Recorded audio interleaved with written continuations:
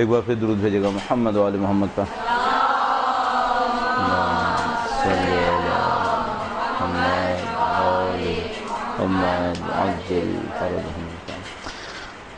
پروردگار عالم کا انتہائی احسان ہے، اس نے ہمیں اپنے دین کے بارے میں سوچنے سمجھنے کی طاقت دی ہے، اور اس پروردگار عالم کا احسان ہے کہ جس نے ہمیں اس عظیم الشان ہستی کے بارے میں معرفت حاصل کرنے کی صلاحیت نصیب کی ہے، جس کے بارے میں دعا میں ارشاد ہوا کہ اگر ان کی معرفت نصیب نہ ہو تو میرا دین مجھ سے چھن جائے گا اور میں اپنے دین سے محروم رہ جاؤں گا.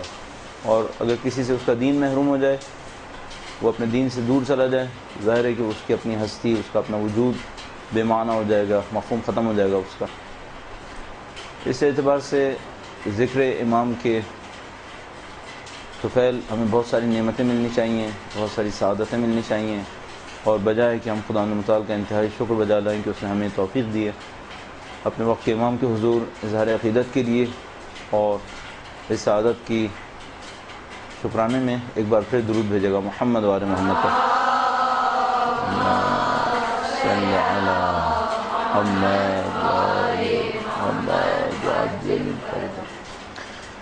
وقت کے امام کے بارے میں گفتگو کرنا ایک کلی عنوان رکھتا ہے، ایک مجموعی عنوان رکھتا ہے، اور میری کوشش یہ ہے کہ پہلے ہم اس مجموعی عنوان کے بارے میں گفتگو کریں.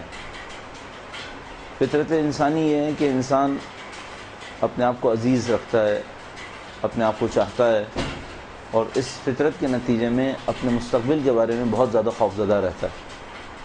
اور اگر اس کے پاس کوئی امکان ہو کہ اپنے مستقبل کو جان سکے، اس سے زیادہ محبوب چیز بہت سارے انسانوں کے نزدیک اور کوئی نہیں ہوتی. وہ یہ جان سکیں کہ ہمارا مستقبل کیا ہے.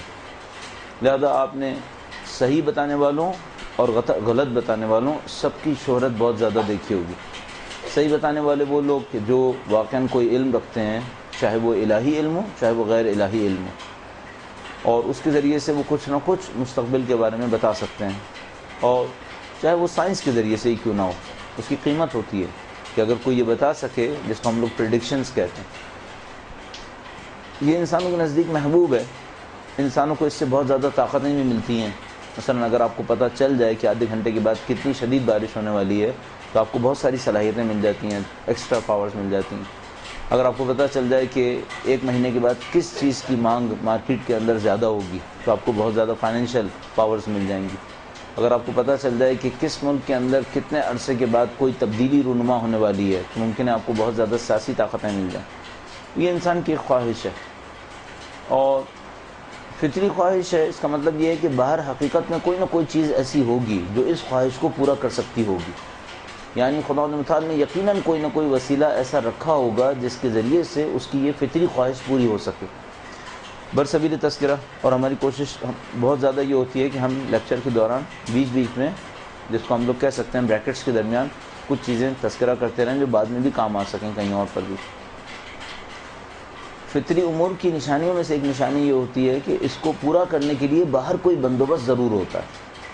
اگر خداوند متعال نے ہماری فطرت میں پیاس رکھی ہے تو باہر پانی نہ ہو، یہ ممکن نہیں ہے. اگر فطرت میں اس نے بھوک رکھی ہے تو باہر ہمارے لیے مناسب غذا ہونا چاہیے. اگر ہم یہ کہہ رہے ہیں کہ انسان کی فطرت یہ ہے کہ وہ اپنے مستقبل کو جاننا چاہتا ہے، تو یقیناً خداوند متعال نے باہر کوئی جائز وسیلہ رکھا ہوگا اس بات کو سمجھنے کے لیے. یہ نہیں ہو سکتا کہ ہم یہ کہیں کہ یہ فطری خواہش ہے اور جتنے وسیلے وہ ناجائز ہیں. مثال کے طور پہ کالا جادو اور نہیں معلوم دوسرے غیر الہی طریقے، یہ نہیں ہو سکتا. اس کا مطلب ہے کوئی الہی طریقہ بھی ہوگا اس کا، اور ان الہی طریقوں میں سے ایک طریقہ معصومین علیہ السلام کا علم ہے کہ جو وہ اپنی روایات کے ذریعے سے، اپنی گفتگو کے ذریعے سے ہم تک پہنچاتے ہیں. اچھا، اگر بس یہ تو آپ کا ایک بنیادی نقطہ ہو گیا کہ انسان کے اندر جاننے کی خواہش ہے، مستقبل کو جاننے کی خواہش ہے، اس کے اوپر اہمیت بھی دیتا ہے، اس کے اوپر ریسورسز بھی خرچ کرتا ہے، اس کے ذریعے اس کو بہت ساری پاورز بھی ملتی ہیں. اچھا، اگر مستقبل جاننے کی خواہش ہو تو پھر دو کوشچنز آتے ہیں. آیا مستقبل ایسا مستقبل ہے جس نے ہونا ہے ہر صورت میں، یا مستقبل مشکوک ہے؟ بہت سارے غیر الہی علوم ایسے ہوتے ہیں جو یہ کہہ رہے ہوتے ہیں کہ ہم آپ کو ایسا بتائیں گے جس نے قطعاً ہونا ہے، تردد نہیں ہے اس کے اندر، تبدیلی نہیں ہے. ظاہر ہے کہ ایسا ہونا کافی مشکل ہے کہ کوئی غیر الہی طریقے سے ہمیں ایک ایسا علم دے دے جس کے اندر تردد اور تبدل کی کوئی گنجائش نہ ہو۔ الہی علم کے اندر اس بات کا امکان ظاہر ہے کہ بہت زیادہ ہے کہ خدا متعال کی طرف سے دیا ہوا کوئی علم ہمارے پاس ایسا آ جائے جس کے ذریعے ہمیں ناقابل تبدل، ناقابل تغیر کوئی مستقبل پتہ چل جائے۔ اس کی دو باتیں ہو گئیں۔ تیسرا مسئلہ یہ ہے کہ فرض کیجئے آپ کے اندر خواہش ہے کہ آپ مستقبل کو جاننا چاہتے ہیں، اور آپ کے اندر خواہش یہ بھی ہے کہ ناقابل تبدیل مستقبل آپ کو پتہ چل جائے۔ وہ مستقبل اچھا ہے یا برا ہے؟ اس سے انسان کے اوپر بے انتہا مثبت اور منفی اثرات ہو سکتے ہیں۔ مثال کے طور پر فرض فرمائیے اگر آپ کو کسی بھی طرح سے یہ پتہ چل جائے کہ اگلے 10 سال میں ہماری اور آپ کی زندگی کا قطعی نعوذ باللہ تعالی برا خاتمہ ہونا ہے، تو پھر میرے خیال میں اچھائی کا کوئی جذبہ باقی نہیں رہے گا انسان کے اندر۔ یعنی اگر اس کو یہ پتہ چل جائے کہ نعوذ باللہ تعالی چند سال میں خاتمہ ہونا ہے اور خاتمہ برا خاتمہ ہے، تو پھر کیا جذبہ ہے اچھائی کرنے کا؟ ختم ہو گیا معاملہ۔ اور اگر اس کو یہ پتہ چل جائے کہ مستقبل ہے اور مستقبل یقینی ہے اور مستقبل اچھا ہے، اب جذبات بے تحاشا ہیں، چاہے مشکلات کتنی زیادہ کیوں نہ ہو۔ اچھا مستقبل، اچھے مستقبل پر یقین بہت سارے انسانوں کو جذبہ دیتا ہے، جوش دیتا ہے۔ اگر آپ ان 2-3 پیرامیٹرز کی روشنی میں دیکھیں تو یہ موضوع کہ ہمارے پاس مستقبل میں کیا ہونے والا ہے ہمیشہ انسانوں کا محبوب موضوع ہے۔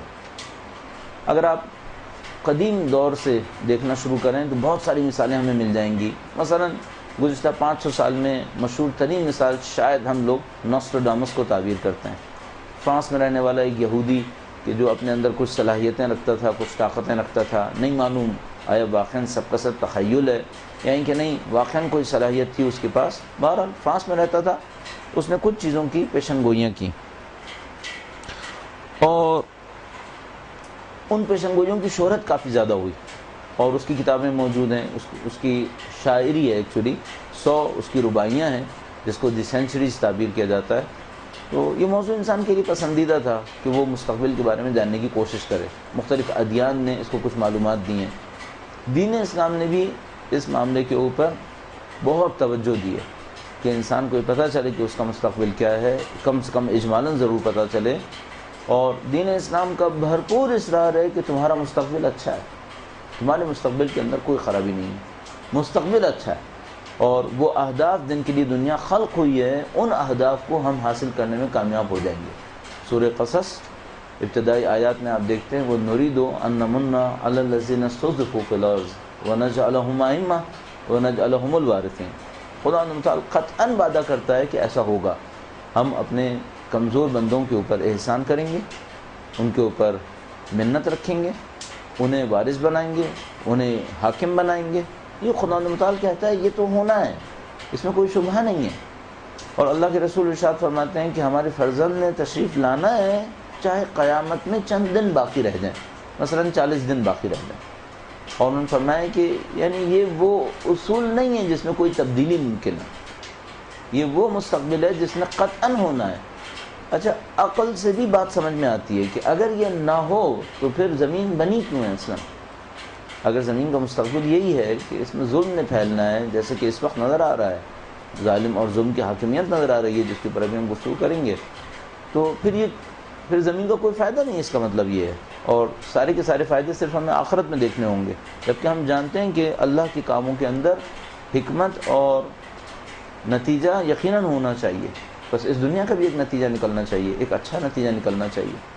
یہ دین اسلام نے ہمیں وعدہ کیا۔ آج میں نے عرض کیا کہ یہ تصور ہر جگہ موجود ہے۔ مثلا آپ کسی بھی دین میں چلے جائیں، کسی بھی حتی غیر الہی دین فکر میں چلے جائیں، وہ بھی آپ سے کچھ نہ کچھ مستقبل کے بارے میں کہہ رہا ہوگا۔ کبھی کہہ رہے ہوں گے ختم ہو جائے گا، اور یہ میں عرض کرتا چلوں کہ کوئی مادی فکر ایسی نہیں ہے جو دنیا کی بقا کی قائل ہو، حتی مادی فکر۔ الہی فکر تو ساری یہ کہہ رہی ہیں کہ اقتربت الساعۃ وانشق القمر، یا مثال کے طور پر اذا الشمس کورت، یا نہیں معلوم سینکڑوں آیات جو قرآن کریم کے اندر ہیں کہ یہ سب ختم ہو جائے گا، اس میں کوئی شبہ نہیں ہے۔ چاہے وہ دین اسلام ہو، عیسائیت ہو، یہودیت ہو، سب کا کہنا ہے اس مادی دنیا میں بقا نہیں ہے، جو غیر الہی مادی نظریات ہیں، مثلا وہ جو پیور سائنٹسٹ ہیں، وہ سب بھی اس بات کے قائل ہیں کہ اس مادی دنیا میں بقا نہیں ہے، اس مادی دنیا نے ختم ہونا ہے، چاہے 10 کروڑ سال کے بعد، چاہے 1 ارب سال کے بعد، چاہے جلدی چاہے دیر سے۔ اس میں کوئی قاطعیت نہیں ہے کہ ہم یہ کہہ سکیں کب ختم ہوگی، لیکن اس میں کوئی شبہ نہیں ہے کہ یہ دنیا باقی نہیں رہ سکتی، اس نے ختم ہونا ہے۔ بس اگر کوئی غیر مادی نظریہ نہ ہو تو دنیا کا مستقبل اچھا نہیں ہے، دنیا کا مستقبل برا ہے۔ مادی نظریات کے ہٹ کر جو الہی نظریات ہیں وہ یہ کہہ رہے ہیں کہ نہیں، اس دنیا کا مستقبل بھی اچھا ہے۔ اور وہ کیا ہے؟ وہ یہ کہ اس دنیا پہ معاملہ ختم نہیں ہوگا، ہم کہیں اور جائیں گے، بس ہمارا مستقبل اچھا ہے۔ اور علامہ طباطبائی کا یہ جملہ انتہائی نفیس جملہ ہے، بہت خوبصورت۔ وہ فرماتے ہیں کہ ہم فنا کے لیے نہیں بنے، ہم بقا کے لیے بنے۔ البتہ جیسے کہیں پر ہم یہ کہیں گے تو سامنے والے کے ذہن میں آ سکتا ہے وہ کل من علیہ فان، اس کا مطلب پھر کیا ہوگا؟ تو ہم اس کا جواب یہ کہتے ہیں کہ طبیعت انسانی ممکن الوجود ہونے کی وجہ سے فانی ہے، لیکن اس ممکن الوجود کو اگر واجب الوجود کا دائمی سہارا مل جائے تو پھر باقی ہے۔ بس ہر چیز فانی ہے، وہ جو ممکن الوجود ہے، کل من علیہ فان، ہر چیز کو فنا ہے چونکہ ممکن الوجود ہے۔ ممکن الوجود کا مطلب یہی ہے کہ اس کے اندر فنا کا امکان ہے، لیکن اگر ممکن الوجود کو واجب الوجود سہارا دے دے پھر کیا؟ پھر فنا نہیں ہوگی، پھر بقا ہوگی۔ اور اس اعتبار سے ہم اور آپ بقا کے لیے ہیں۔ اور قرآن کریم مثلا ارشاد فرماتا ہے خالدین فیہا، اور کہیں فرماتا ہے خالدین فیہا ابدا، تو اس میں بقا ہی بقا ہے، اس کا مطلب ہے اس میں فنا کا امکان نہیں نظر آتا، کیونکہ وہ فرما رہے خالدین فیہا ہے۔ اور اسرار بھی فرماتا ہے کہ خالدین فیہا ابداً، ہمیشہ، تو ہم بقا کے لیے بنے، اس کا مطلب ہے۔ اور ہمیں اسی حساب سے سوچنا بھی چاہیے کہ اگر باقی رہنا ہے تو ہمیں کیا کرنا ہے۔ بس جو مادی فکر ہیں وہ تو کہہ رہے ہیں ختم ہو جائے گا معاملہ، اور ان کے اندر مایوسی آ سکتی ہے، لیکن وہ جو الہی افکار ہیں مثلا دین اسلام، وہ کہتے ہیں نہیں، آپ باقی رہیں گے، آپ باقی رہیں گے اور اس دنیا میں بھی اچھا مستقبل دیکھیں گے۔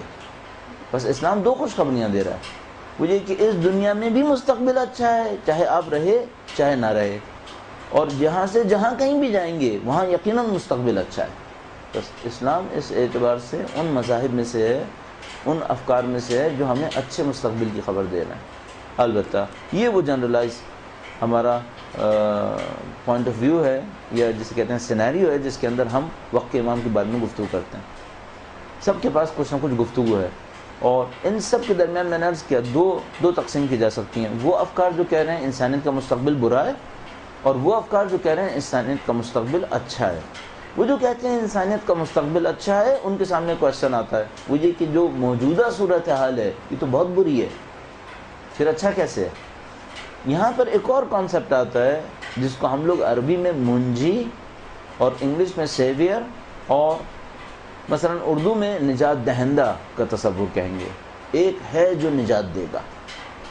ہر وہ فکر جو کہہ رہی ہے انسانیت کا مستقبل اچھا ہے، اس کو کہیں نہ کہیں اس حقیقت کو دیکھتے ہوئے کہ موجودہ تو بہت برا ہے، تو وہ فوراً تصور دے گا کہ ایک نجات دہندہ ہے۔ صحیح؟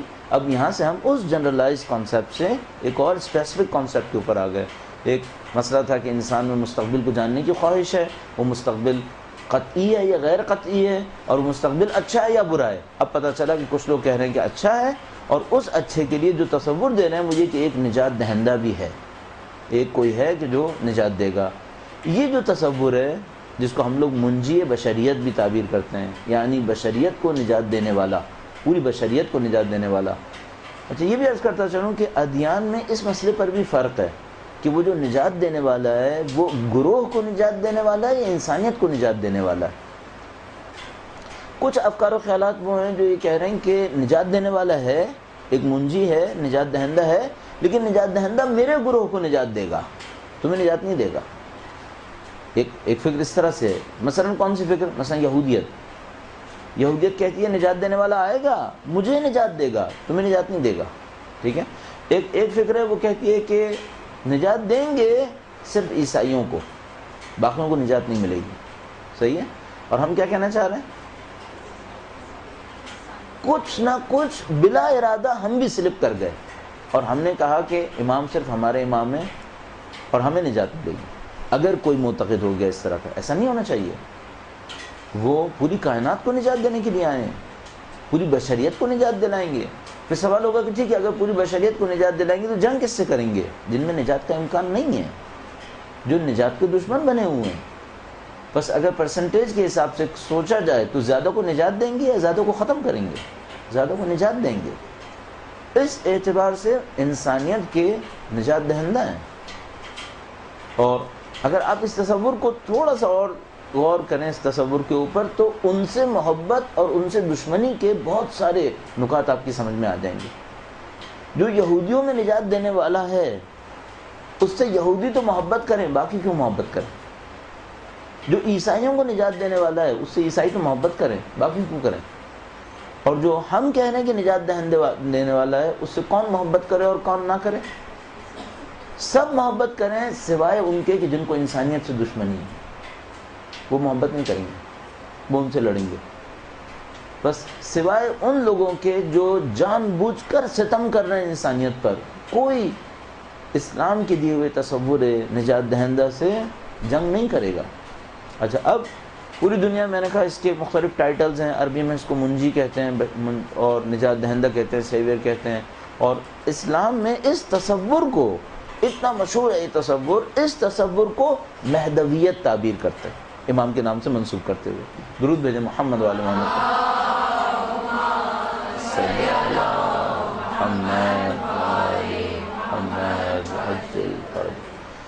بس اسلام میں جب ہم آتے ہیں اس تصور پہ پہنچتے ہیں کہ ایک نجات دہندہ ہیں جو پوری انسانیت کو نجات دیں گے، تو اس تصور کو ہم مہدویت تعبیر کرتے ہیں۔ اب یہ جو تصور مہدویت ہے یہ مختلف فرقوں میں مختلف اسپیسیفیکیشنز رکھتا ہے۔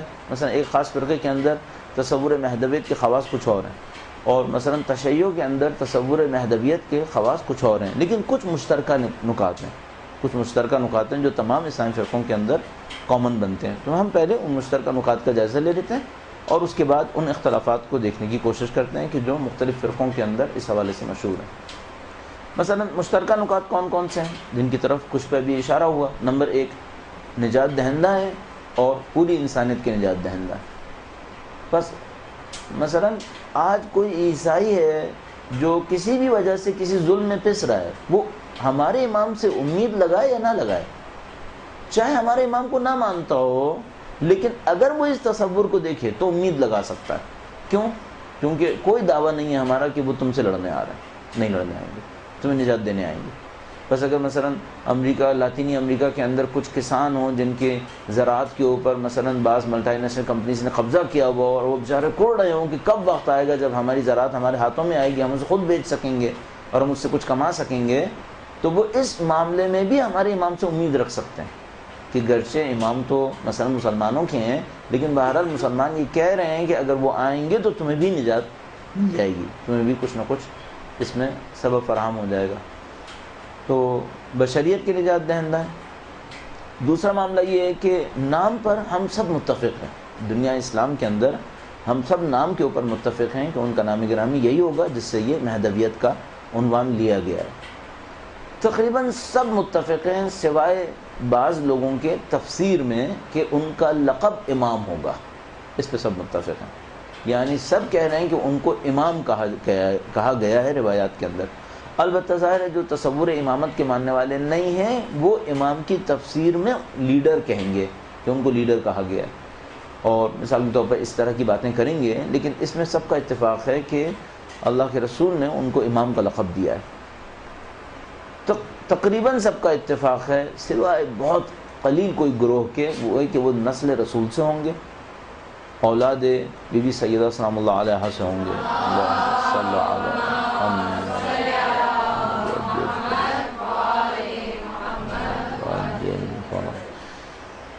اس پاکیزہ نسل سے ہوں گے، اور تقریباً سب کا اتفاق ہے کہ 12ویں ہوں گے۔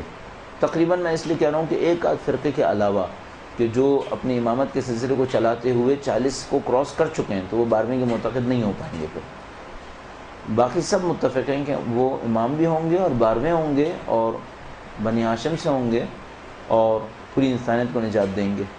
اچھا، اب باقی چیزیں، کچھ چیزیں ایسی ہیں جس کے اندر یا کنفیوژن ہے یا اختلاف رائے ہے، یا کنفیوز ہیں یا اختلاف رائے کر رہے ہیں. مثلا اختلاف رائے اس پہ کر رہے ہیں آیا پیدا ہو چکے ہیں یا ابھی پیدا ہوں گے، اس پہ اختلاف رائے کر رہے ہیں. البتہ اگر 12ویں کے عدد کو قبول کر لیں تو اختلاف رائے نامعقول ہے، کیونکہ اگر یہ 12ویں ہیں تو یا تو پھر 11 کو قبول کرنا پڑے گا کہ جو پہلے آئے ہوں، یا پھر کہنا پڑے گا وہ 11 بھی ابھی بعد میں آئیں گے، جبکہ ان کا نسل نبی سے ہونا بھی قطعی ہے. تو یہ بات سمجھ میں نہیں آتی کہ کوئی 12ویں کو ماننے کے بعد پھر یہ کیسے مانے کہ ابھی پیدا نہیں ہوئے، مگر ایک غیر معقول طریقے سے. تو اس پہ اختلاف ہے کہ آیا پیدا ہوئے یا پیدا نہیں ہوئے. جس پہ کنفیوژن ہے وہ یہ کہ وہ معجزوں سے تبدیل کریں گے یا طبیعی طریقے سے تبدیل کریں گے. آیا نیچرل پروسیس ہوگا، اس نیچرل پروسیس کے اندر کچھ ڈیولپمنٹس ہوں گی، کچھ ایولیوشنز ہوں گی، کچھ تکامل ہوگا، اور اس تکامل کے اندر رہتے ہوئے یہ تبدیلی حاصل ہو جائے گی، یا ان کے نہیں اچانک کوئی معجزہ دکھائیں گے اور تبدیل کر دیں گے. اس میں کنفیوژن ہے. اس میں کچھ لوگوں کی رائے کچھ ہے اور کچھ لوگوں کی رائے کچھ اور ہے. مثلا کنفیوژن ہے اس بارے میں آیا پرانا اسلحہ استعمال کریں گے یا نیا اسلحہ استعمال کریں گے. اور اس کنفیوژن کو، جو سیکنڈ کنفیوژن ہے، اس کے ہم روٹس کو لے جا کر یہ سوچ سکتے ہیں کہ وہ نہیں سمجھ پا رہے کہ ٹیکنالوجی آگے جائے گی یا پیچھے جائے گی. صحیح ہے. البتہ آپ کے پاس امکان ہے کہ آپ اس کی انٹرپریٹیشن کو قبول نہ کریں کہ وہ پرانے اسلحے کو استعمال کریں گے یا نئے اسلحے کو استعمال کریں گے. اس کا آیا واقعاً روٹ یہی ہے، جڑ یہی اختلاف ہے کہ ٹیکنالوجی پیچھے جائے گی یا آگے جائے گی. کیونکہ اگر آپ اس اختلاف کے اس جڑ کو قبول کر لیں تو پھر ہم دعویٰ کر سکتے ہیں کہ آج تک کبھی کسی نبی کے آنے سے ٹیکنالوجی پیچھے نہیں گئی ہے. آج تک نہیں گئی ہے، کبھی ایسا نہیں ہوا. کبھی کسی نبی کے آنے سے ٹیکنالوجی پیچھے نہیں جاتی ہے، اور خاص کر وہ جس کا انتظار کیا جا رہا ہو وہ ہمیشہ تکامل دے رہا ہوتا ہے. ہاں یہ ہم قبول کرتے ہیں کہ یہ ہو سکتا ہے کہ ٹیکنالوجی میں کوئی دھوکہ ہو رہا ہو جو دور کر دیا جائے، یہ قبول کر سکتے ہیں. لیکن یہ قبول نہیں کر پاتے کہ امام کی تشریف آوری کے نتیجے میں یا ان کے تشریف آوری کے مقدمے میں جو حالات پیش آئیں اس کے نتیجے میں انسان ٹیکنالوجی سے محروم رہ جائیں اور وہ مثال کے طور پر دوبارہ پتھروں کے زمانے میں پہنچ جائیں. اس کو میرا ذہن کم سے کم نہیں مانتا، کیونکہ آج تک کبھی ایسا نہیں ہوا کہ حجت خدا کی تشریف آوری کے نتیجے میں انسان کو کمال نہ ملا ہو بلکہ زوال مل گیا ہو. یہ نہیں ہوتا ہے، چاہے مادیات کے اندر. اور آپ مسلسل انبیاء کرام علیہ السلام کی جدوجہد دیکھتے ہیں مادیات میں امپروومنٹ کے لیے بھی. مثلا آپ دیکھتے ہیں کہ انبیاء انسانوں کی زندگیوں میں آسانیاں فراہم کرنے کے لیے بہت ساری ٹیکنالوجیز دیتے ہیں. تو کیوں یہ تصور کر پائیں کہ اب جو آخری حجت خدا ہوں وہ تشریف لائیں اور انسان ان آسائشوں سے محروم رہ جائیں جو انہوں نے 2000 سال کے اندر 1500 سال کے اندر محنت کر کے حاصل کی. یہ ہو سکتا ہے کہ ان سے بہتر آسائشیں مل جائیں. موڈ آف مثال کے طور پر ٹیکنالوجی وہ چینج ہو جائے. مثلا میں معتقد ہوں شدت کے ساتھ کہ ہم لوگوں کو دھوکہ ہو رہا ہے جو ہم الیکٹرانکس کے اوپر بیس کر کے ڈیولپمنٹ کر رہے ہیں. یہ میرا اپنا خیال ہے کہ یہ خالصتاً کوئی دھوکہ ہو رہا ہے. یہاں پر ہماری ٹیکنالوجی کی ڈیولپمنٹ الیکٹرانکس کے اوپر بیس نہیں ہونی چاہیے تھی، یا الیکٹریسٹی کی جنریشن اتنی کمپلیکیٹڈ نہیں ہونی چاہیے تھی. میرا اپنے خیال ہے دو میں سے کوئی ایک چیز ہونی چاہیے تھی. یہ نہیں ہو سکتا کہ ہمیں ٹیکنالوجی ایڈوانسمنٹ میں اس مصیبت میں پھنسا دے جس میں ہم اس وقت پھنس گئے. ایسا میرا نہیں خیال دنیا کے اندر ہونا چاہیے تھا. اور ممکن ہے یہ کوئی کہے کہ پاکستان غلطی سے پھنس گیا ہے. پاکستان اکیلا نہیں ہے، اربوں انسان اس کے اندر پھنسے ہوئے ہیں، یا نہ ہونے کی وجہ سے جیسے کہ پاکستان میں ہے، یا ہونے کے مضر صحت اثرات کی وجہ سے جیسے کہ ڈیولپ ورلڈ کے اندر ہے. وہ دنیا جو ترقی یافتہ دنیا ہے وہ انرجی کے نہ ہونے سے نقصان میں نہیں ہے، انرجی کے ہونے سے اور اس کے نتیجے میں جو مضر صحت اثرات ان کے اوپر آئے، پولیوشن اور انوائرمنٹ کے اندر جو ڈسٹرکشن ہوئی ہے اس سے وہ لوگ نقصان کے اندر ہیں. بس سمجھ میں آتا ہے کہ یہ جو ہم الیکٹریسٹی کے اوپر بیس کر کے ٹیکنالوجی حاصل کر رہے ہیں اور سمجھ رہے ہیں یہ ڈیولپمنٹ ہے، میرا اپنے خیال ہے کہ کوئی بہت بڑا بلنڈر ہو رہا ہے. اور میرا اپنے خیال ہے کہ یہ بلنڈر آخری 80-90 سال کے اندر کہیں پہ ہوا ہے. یعنی جو کچھ بھی خطا ہوئی ہے، غلطی ہوئی ہے، دھوکہ ہوا ہے، 80-90 سال کے اندر یہ کہیں ہوا ہے. اور یوں لگتا ہے جیسے کہ امام کی تشریف آوری کے نتیجے میں یہ جتنے بلنڈرز ہوئے ہیں یہ سب بہتر ہو جائیں گے، یہ سب ختم ہو جائیں گے غلطیاں. اور ان غلطیوں کے ختم ہونے کے نتیجے میں جو سکون مثال کے طور پر آپ اس وقت الیکٹریسٹی کے اوپر بیس کر کے اسپلٹ رن کر کے حاصل کر رہے ہیں، اس سے زیادہ بہتر سکون اس مصیبت کے بغیر بھی مل جائے گا جس کو ہم اس وقت الیکٹریسٹی تعبیر کر رہے ہیں، جو ہماری جان کو ایک طرح کا عذاب بن گئی ہے. ہونا نہ ہونا مصیبت اور ہونا بھی مصیبت، جو میں نے ڈیولپ ورلڈ کے اندر کہا، وہاں ہونا بھی مصیبت بن گئی اس کے لیے۔ تو ان باتوں پہ اختلاف ہے، ان باتوں پہ اتحاد ہے۔ اب ہم اس پورے کانسیپٹ کو سمجھنے کے بعد اس کی کچھ باریکیوں کے اندر جانے کی کوشش کرتے ہیں کہ ہم اس تصور کو کس انداز میں دیکھیں، اور اس کے بعد پھر ہم منتقل ہوں گے کہ ہم خالصتاً ایک امام کے ماننے والے ہونے کے ناطے اس معاملے کو کس انداز میں دیکھیں۔ درود بھیجے گا محمد وعلی محمد پر۔ صلی علی محمد وعلی محمد۔ اصولی طور پر اس ٹائم پہ سوچا تھا کہ یہاں ایک بریک ہوگا، یعنی پہلے ہم نے سوچا تھا کہ 2:40 پہ تقریباً ہم بریک لیں گے، اور 10 منٹ کا ایک بریک لینے کے بعد پھر دوبارہ اس کو ہم شروع کریں گے۔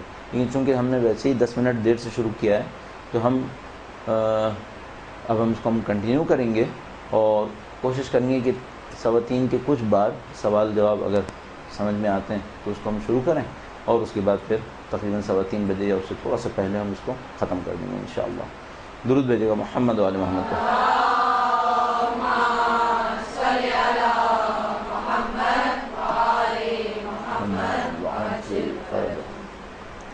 ایک جو بہت بڑا کویشچن یہاں پر آتا ہے وہ یہ کہ ہم نے عرض کیا مورد اختلاف میں سے ایک اختلاف یہ ہے کہ آیا امام تشریف لا چکے ہیں دنیا کے اندر یا ابھی تشریف لانا ہے۔ اس سے کیا فرق پڑے گا؟ اس سے جو بہت بنیادی فرق پڑے گا وہ ہمارا اور ان امام منتظر کا تعلق ہے ایک دوسرے کے ساتھ۔ اگر تشریف ہی نہیں لائے، معدوم سے کیا محبت کی جائے؟ اصل معدوم سے کیا رابطہ کیا جائے؟ یعنی جو عدم ہے، جو ہے ہی نہیں، اس سے کوئی رابطہ ممکن نہیں ہے۔ لیکن اگر ہیں تو پھر سوال یہ کہ رابطہ کیوں نہیں ہے؟ یعنی بالکل ایکویشن چینج ہو جائے گی۔ اگر نہیں ہے تو پھر تو کوئی مسئلہ ہی نہیں، نہ کوئی ذمہ داری ہے، نہ کوئی رابطہ ہے، نہ کوئی تعلق ہے، کچھ بھی نہیں، اور ہو بھی نہیں سکتا، کیونکہ جو ہے ہی نہیں اس سے کیا تعلق کیا جائے؟ مثلا اگر کوئی نعوذ باللہ معتقد ہو گیا کہ اللہ کے رسول کا وجود نہیں ہے، نعوذ باللہ تعالی، تو اب جب کہ وجود نہیں ہے تو درود کیوں بھیج رہا ہوں؟ پھر مثال کے طور پر کہیں نہ کہیں تو ہونا ہوگا تو میں درود بھیجوں، اگر نہ ہو تو پھر تو کوئی فائدہ ہی نہیں ہے کسی کام کا۔ اسی طریقے سے امام کے وجود مقدس کے بارے میں اگر معتقد ہیں کہ نہیں ابھی تشریف ہی نہیں لائے دنیا کے اندر، تو پھر تو کوئی رابطہ نہیں ہے، تعلق نہیں ہے۔ اور اگر معتقد ہو جاتے ہیں کہ وہ جس نے دنیا کو نجات دینی ہے، پوری انسانیت کو نجات دینی ہے، وہ جو اپنے جد امجد کے منصوبے کے اوپر عمل کرنے کے لیے بےتاب ہیں، تو پھر صرف ایک کوشچن ہوگا کہ ان سے رابطہ کیوں نہیں کیا ہے؟ پھر بالکل کام ہی تبدیل ہو جائے گا۔ لہذا ہم بہت آسانی سے سمجھ سکتے ہیں دوسرے فرقے امام کے مقابلے میں کمیٹڈ نہیں ہوں گے۔ ہم کمیٹڈ نہ ہوں تو ہم پہ سوال ہوگا، تم لوگ کیوں نہیں اس معاملے کے اوپر پرواہ کر رہے؟ ان کو کوئی پرواہ ہونی بھی نہیں ہے۔ اس کی وجہ یہ ہے کہ وہ کہہ رہے ہیں کہ پیدا ہی نہیں ہوئے، جب پیدا ہی نہیں ہوئے تو معاملہ ختم ہو گیا۔ لیکن اگر ہم اور آپ یہ کہہ رہے ہیں کہ امام تشریف لا چکے ہیں دنیا کے اندر، اور ان کے خواص کا بھی ہم جائزہ لینے کی کوشش کریں گے کہ جو تشریف لائے ہیں، اس لانے کے بعد جو ان کی زندگی ہے وہ کس قسم کی زندگی ہے، تو پھر بہت کچھ تبدیل ہو جائے گا۔ بس ہمارے نزدیک یہ کوشچن آئے گا کہ آپ کا تعلق کیسا تعلق ہے، تعلق کا امکان کس حد تک ہے، اور آپ تعلق کیسے بنا پائیں گے؟ یہ سارے کوشچنس پھر ہمارے سامنے آنا شروع ہو جائیں گے۔ اس سے پہلے کہ ہم ان کوشچنس میں جائیں کہ امام تشریف لا چکے ہیں دنیا کے اندر اور ان سے ہمارا ایک تعلق ہونا چاہیے، ہم امام کے وجود کے اندر، یعنی اگر ہم اس کو اشارتاً بس اتنا کہیں کہ ہم یہ سمجھنا چاہیں گے یہ وجود کیسا وجود ہے، یہ زندگی کیسی زندگی ہے جو امام اس وقت گزار رہے ہیں۔ مثال کے طور پر ایک زندگی کو ہم جانتے ہیں جس کو ہم ظاہر زندگی کہتے ہیں، کہ امام تشریف لائیں، 50 سال 60 سال روئے زمین کے اوپر زندگی گزاریں اور ہمارے درمیان موجود رہیں، اس سے ہم آشنا ہیں کیونکہ ہم خود ایسے ہی ہیں۔ لیکن یہ کہ وہ تشریف لائیں اور پھر پردہ غیب میں چلے جائیں اور اس کے بعد بھی زندگی گزار رہے ہوں، ظاہر ہے کہ ہم اس سے آشنا نہیں ہیں، ہماری زندگیوں کے اندر معمولاً ایسا نہیں ہوا ہے۔ البتہ یہ میں عرض کرتا چلوں کہ غیب میں جانا یہ تقریباً سنت الہی میں سے ہے، یہ روٹین ہے، تقریباً روٹین۔ اللہ تعالیٰ نے اپنی حجتوں کو جس انداز میں بھیجا ہے اس میں تقریباً روٹین میں ایسا ہوتا رہا ہے کہ اس نے کچھ لوگوں کو پردہ غیب میں رکھا ہے، اور قرآن کریم کی دسیوں آیات کریمہ اور انبیاء کرام علیہ السلام کے واقعات اس کے اوپر شاہد ہیں۔ مثلا تمام تر سیٹلائٹس اور تمام تر زمین کے بارے میں حقائق معلوم کر لینے کے باوجود ہم نہیں سمجھ پائے ابھی تک کہ اصحاب کہف کہاں پر ہے، جبکہ میرا نہیں خیال 1 ارب سے زیادہ مسلمانوں میں کوئی اس کا منکر ہو کہ اصحاب کہف ہیں ابھی، اور خدا متعال جانتا ہے کہ وہ کہاں ہوں گے۔ اس طرح کبھی اچھے حقائق کو خدا چھپا دیتا ہے، غیب میں ڈال دیتا ہے، جب مرضی آتی ہے اشکار کرتا ہے، جیسے بس حضرت عیسیٰ علیہ السلام کے بارے میں ایسا ہی ہوا، اور مثال کے طور پر حضرت خضر کے بارے میں قطعاً ایسا ہی ہوا، اور اسی طریقے سے متعدد دفعہ خدا متعال نے اس کام کو کیا، اور قرآن میں مختلف اشارات خدا متعال دیتا چلا جاتا ہے۔ مثال کے طور پر فرماتا ہے کہ کوئی کہیں سے گزر رہے تھے اور انہوں نے کسی آبادی کو مردہ دیکھا اور اللہ سے پوچھا اے خدا تو اس کو کیسے زندہ کرے گا، تو خدا متعال نے ان کو مار دیا 100 سال کے لیے مار دیا۔ 100 سال کے بعد ان کو اٹھایا، اور جب ان کو اٹھایا تو ان سے کہا کہ اب تم دیکھو کہ جو سواری تمہارے ساتھ تھی اس کا کیا حشر ہوا، تو انہوں نے دیکھا کہ وہ ختم ہو چکا۔ کہا کہ پھر اب تم اپنا کھانا دیکھو، اور انہوں نے کھانے کو دیکھا تو قرآن کریم فرماتا ہے لم یتسنہ، وہ کھانا سڑا بھی نہیں تھا، ٹھیک ہے۔ اور خدا متعال فرماتا ہے کہ دیکھو اس طرح میں جس کو چاہوں گا باقی رکھوں گا، مثلا ان کے اپنی حیات میں بظاہر اس وقت مرنے کا ظاہری طور پر امکان نہیں تھا اور خدا نے مار دیا، ان کی سواری کا مرنے کا امکان نہیں تھا اور خدا نے مار دیا، اور ان کے کھانے کا بچنے کا کوئی امکان نہیں تھا اور خدا نے بچا لیا، ٹھیک ہے۔ اور اس کے بعد وہ کہتا ہے کہ اپنی سواری کو دیکھو ہم کیسے اس کے اوپر دوبارہ سے وجود کو دیتے ہیں، مادی وجود دیتے ہیں اس کو۔ تو خدا متعال نے کئی دفعہ اس کام کو کیا ہے، بلکہ میں تو یہ سوچتا ہوں کہ خدا متعال نے دشمنوں کے ساتھ بھی بعض اوقات ایسے ہی کیا ہے، دشمنوں کے ساتھ بھی۔